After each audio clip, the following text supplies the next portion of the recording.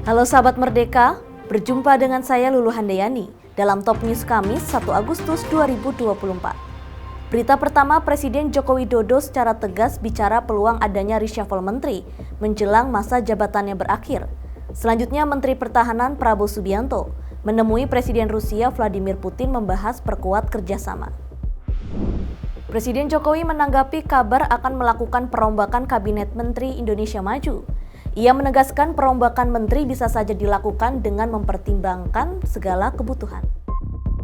Presiden Jokowi usai menghadiri acara Festival Ekonomi Keuangan Digital di Jakarta, secara lugas menanggapi kabar perombakan Kabinet Menteri.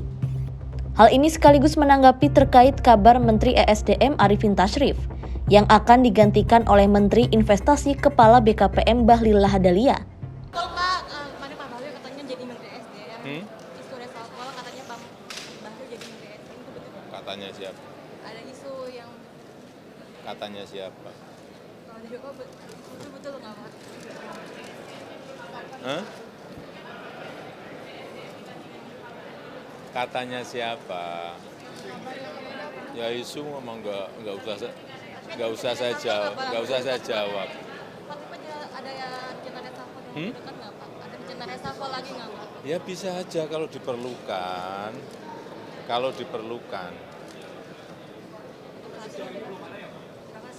Pak, persiapan kabinet di IKN, Pak. Apanya? Menunggu kesiapan komplit semuanya. Menunggu semuanya siap komplit.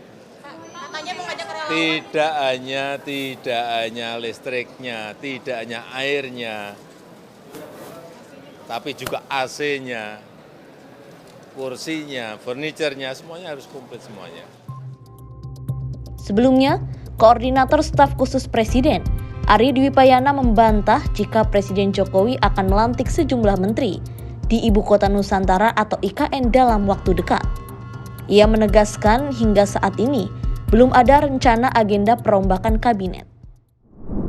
Menteri Pertahanan Prabowo Subianto beserta delegasi bertemu Presiden Rusia Vladimir Putin. Prabowo secara khusus disambut Putin di Istana Kremlin guna membahas hubungan diplomatik dan kerjasama antara Indonesia dan Rusia.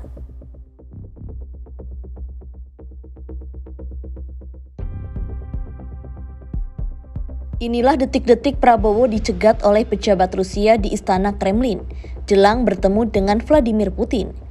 Kedatangan Prabowo bahkan mendapat sambutan sejumlah pejabat Indonesia di Rusia, serta Wakil Direktur Protokol Negara Kementerian Luar Negeri Federasi Rusia, Alexander Vladimirovich Brusov.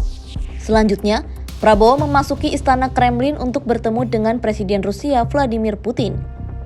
Pertemuan ini menjadi momen penting dalam memperkuat hubungan diplomatik dan kerjasama antara Indonesia dan Rusia.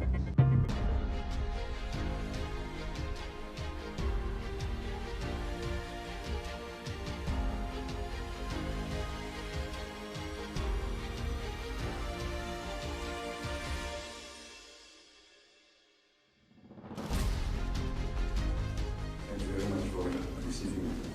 Thank you.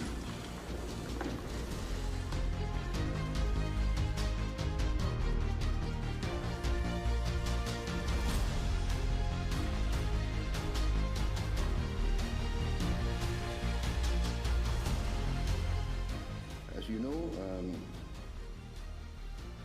we consider Russia as a great friend, and I would like to continue to maintain and enhance this relationship. In our history, we remember that Russia has always helped us in many aspects. When we were in difficulties, Russia helped us. So this is something that we inherit from our parents, that we must never forget those who help us.